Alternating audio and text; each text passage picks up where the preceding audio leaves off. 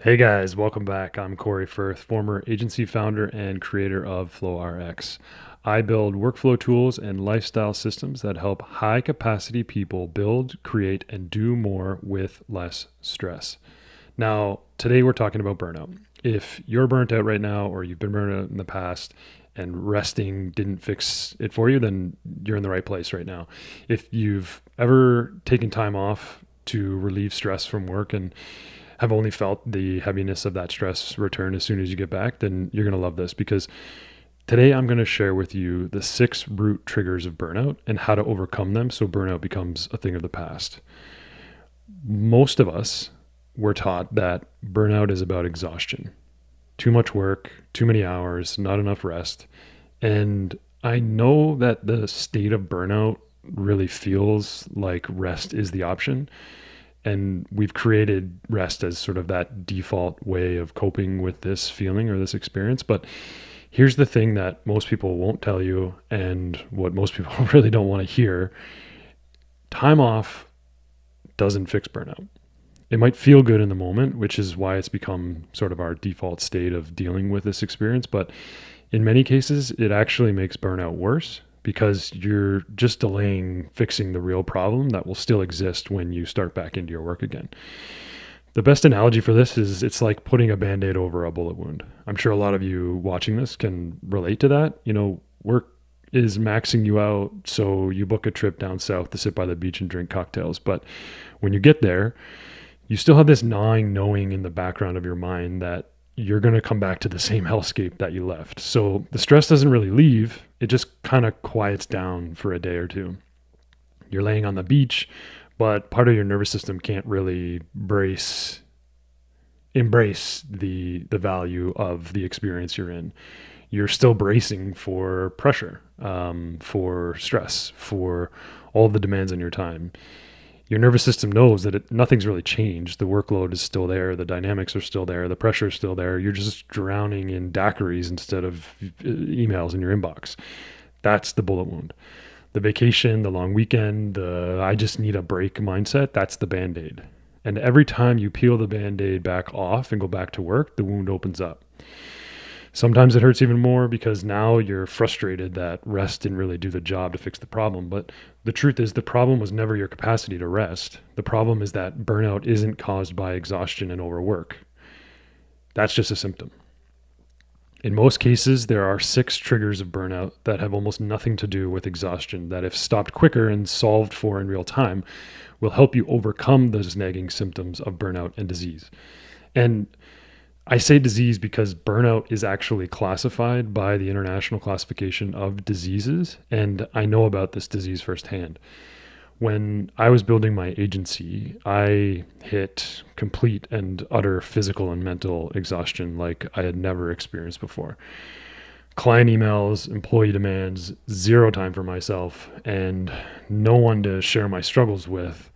I would cope with drugs and alcohol and cigarettes and the periodic vacation, I guess. But I thought to myself, I could always just take a break because I'm the boss. I would tell myself, I can do this. I've created this life for myself. I can take a break. But then I would always get to my destination and I would receive this flood of texts and emails and urgent requests that needed my attention. And I couldn't really fully let go and fully relaxed. I was so focused on building and scaling and growing, I wasn't able to really take care of myself. I kind of built this monster that I had zero control over. And that's the first burnout trigger I want to talk about today: lack of control. Lack of control is the fastest way to burn out a highly functional, highly capable person, in my opinion, because it shows up when you feel responsible for all of the outcomes, but have no control over how the work actually gets done. And highly capable, highly functional people want that type of responsibility. And often, especially in the early careers, that control over how the work gets done is absent. So it creates frustration. You probably experience this yourself if you relate. Your calendar isn't really yours, your priorities aren't really yours, and your attention is constantly being pulled by urgency and request and expectations. That happened to me when I built my agency. Even though I was the boss, I seemed to have less freedom than anyone else in the company. The clients dictated my time, my inbox ran my mind, and every decision felt like reactive instead of intentional. This same experience happens with other founders, executives, and employees at all levels, really, because when humans lose agency, motivation, drive, and focus collapses. The fix here is to reclaim agency, reclaim ownership over what you do. And if you're in a tough situation where your time feels a little bit out of your control, I get it, but trust me, there is at least 1 hour in your day where you can regain this sense of control. And if you don't believe me, just take a look at your screen use time summary on your phone and you'll see how much time you're wasting there. I'm sure you can pull at least one of those hours and block a non-negotiable 60 minutes, maybe 90 minutes each day where you decide what you're going to do and what matters most. Because taking back control doesn't mean about dominating or power struggles or, convincing someone of something. It's about authorship. It's one small little action that helps you retain a level of agency and ownership and control so that you can sort of watch the burnout fade away. Now, if control is about, let's say, a lack or a collapse of autonomy, the next trigger is a collapse of morality.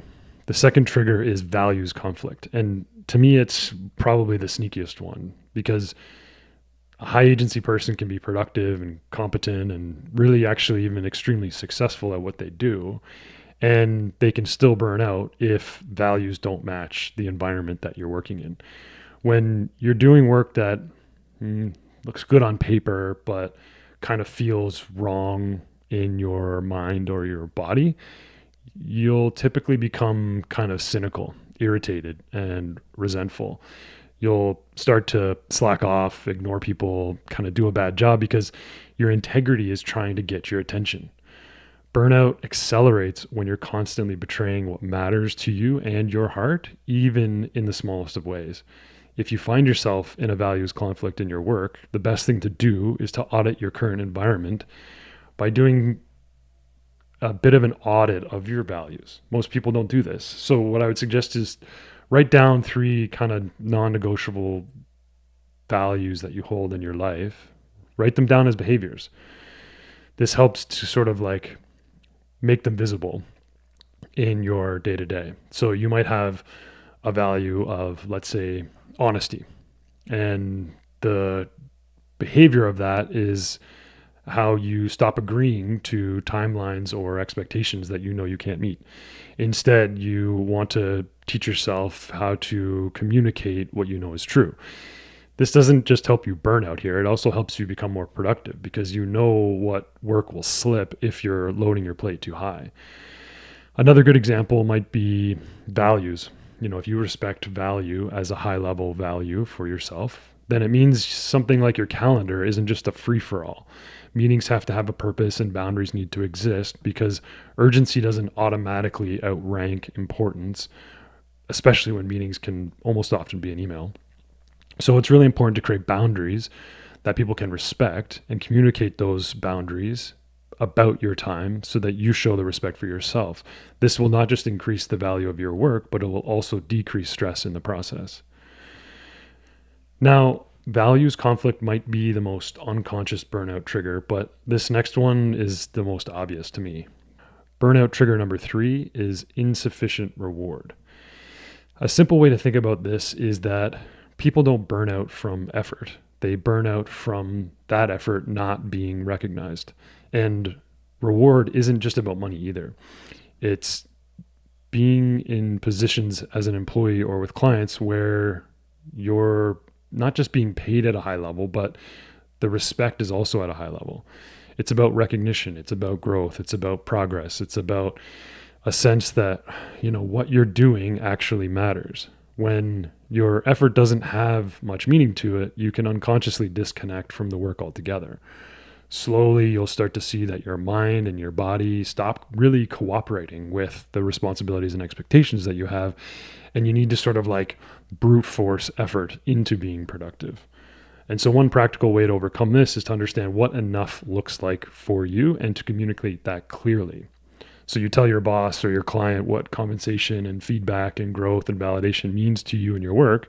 And a person worth working for will understand this and appreciate knowing that. If you never really name your needs, you'll always be sort of operating from this survival place, and you can't operate from that place for very long.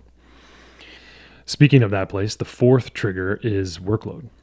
This one is obvious, and we talked about this at the beginning, and it's what most people are accustomed to, but the primary cause of work overload is actually unclear priorities. You've seen this before. This goes way deeper than too much work, and it points to the root of what is almost always at play when there is too much on your plate. You either have too many goals or too many half-finished projects or too many things that you need to like cognitively switch between each day. This could be your own doing as an entrepreneur. No judgment. I do this. It happens to me all the time. Or it could be something piling up from a boss who doesn't really have like a clear vision or a focus for the future of what they're working on. So the truth is really your brain needs completion, not just continuation. You don't just need to keep piling things on. It gets exhausted otherwise. The fix here is communication. So if you are in control a little bit more than most of your time and effort, you need to really clearly define the highest leverage activities for you to spend your time, attention, energy, and focus on. I like to break my days down by build, promote, and deliver as a one-person business owner. This really lays out my intention for each part of my day, and I know what will bring me the most value. If you are more loaded up by, let's say, a boss or a list of clients, then you need to show them a visual overview of your workload with them and have them direct you on what is most important. If this is a constant issue for you, I would suggest book a 30-minute meeting with whoever that person is to clear the plate. Show them the 10 or so things they have given you and how impossible it is to really complete them, and then get them to tell you what is most important so you can stop guessing. This type of boss, I would argue, will love this type of initiative, and it will bring them a sense of ease as well. And then remember too, at the end of the day, clarity reduces load more than rest ever will. But it's always your responsibility to create that clarity. And the fifth burnout trigger is unfairness. Another way to think about this is resentment accumulation. This is, to me, the silent killer of all relationships. Think about favoritism, unequal expectations, unspoken double standards. We all have seen this before. You may tolerate it for a while, and you might actually enjoy the work you're doing despite of it, but resentment will always build with unspoken feelings of unfairness, and the work you once loved will start to feel hard to complete. Trust me on this. It's happened tons and tons of times in my own experience and in the people that I work with. But the best analogy that I have for this thing will kind of really reorient you to the idea of resentment and unfairness, is the pile of paper. So if something happens that causes you to feel that sense of resentment, but you don't speak it, what you're doing is you're placing a piece of paper on the desk. Every time it goes unspoken, another piece of paper gets added to the pile. As more things happen that go unspoken, more paper gets added to the pile. Then eventually one small thing happens and the whole pile crumbles to the ground. This happens every time you don't speak up for yourself, and it absolutely destroys your mental and physical health, causing stress that feels like you can't ever shut it off. Burnout will often dissolve when resentment is metabolized into honesty. But the longer you wait to be honest, the harder it is to overcome. The only fix here is to have the challenging conversation. Otherwise, you're just having it with yourself in your head all day long. So whatever you need to do, if it's resentment that you're dealing with and it's unfairness in your work environment, you have to have the conversation. And the last trigger that I think a lot of people dismiss that can help with the unfairness trigger is the breakdown in community. The best way to think about this, in my opinion, is that burnout thrives in isolation. So when there's no one really to help process your experiences, you're always going to carry that load by yourself. This really, really kills high capacity people because we internalize it and we call ourselves resilient or strong or capable. But that's all just a bullshit way to ignore the truth. The best thing that I like to recommend here is to find a person that you can be unimpressive with. Not someone you need to brag to or show off to, someone you can be real with. Community is no longer an option. It's a requirement. And finding a person or a group you can be open with about what causes you burnout helps you to feel seen, heard, and can keep you accountable to creating that change for yourself. So, if you're burning out, here's my truth, at least for me. You don't need another vacation. You don't need more discipline, and you definitely don't need to push harder. You need to fix the structure you're operating inside. Burnout is almost never a workload issue, as you've now seen. It's a systems issue. When you repair the systems of value, control, reward, load, fairness, and connection, your energy comes back naturally and with even more value. This work is all based on decades of research from UC Berkeley's Greater Good Science Center and psychologist Christina Masloch. You'll find the resource link below. And for those of you who are experiencing burnout, I've been right there where you are, and I trust if you take the steps against the triggers you found in this video, you can really start to create some ease. If you like this video, give it a thumb, follow along for more workflow and lifestyle design tools to help you de-stress and organize your life and work around flow. See you in the next video.